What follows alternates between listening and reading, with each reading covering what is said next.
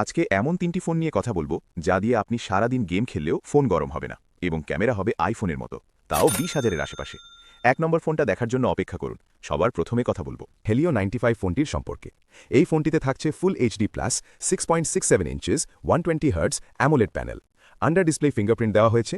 Chipset হিসেবে রয়েছে MediaTek Helio G90, IP64 rating, 8/128GB RAM রম।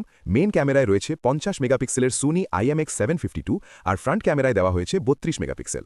রয়েছে ডুয়েল স্পিকারের সুবিধা। পাওয়ার হিসেবে 5000 mAh-এর ব্যাটারি, সাথে 33 ওয়াটের একটি fast charger. Normal gaming performance খুবই ভালো। তো এই ফোনটির দাম ধরা হয়েছে 19,999 টাকা।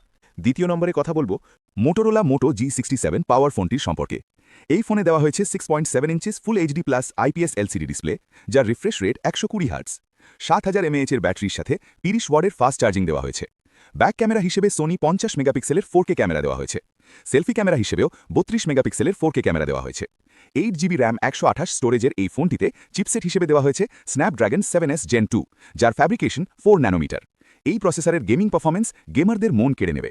ফোনটির আনঅফিসিয়াল দাম ধরা হয়েছে 22,000 টাকা। আর মানুষ যেই পরিমাণে এই ফোনটির দিকে ঝুঁকছে, সামনে দাম আরেকটু বাড়তেও পারে।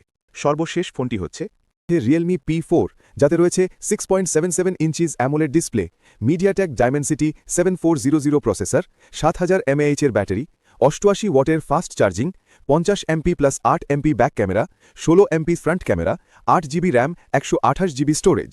যার দাম আছে 25,500 টাকা। এখান থেকে কোন ফোনটি আপনি কিনতে চান কমেন্টে জানান।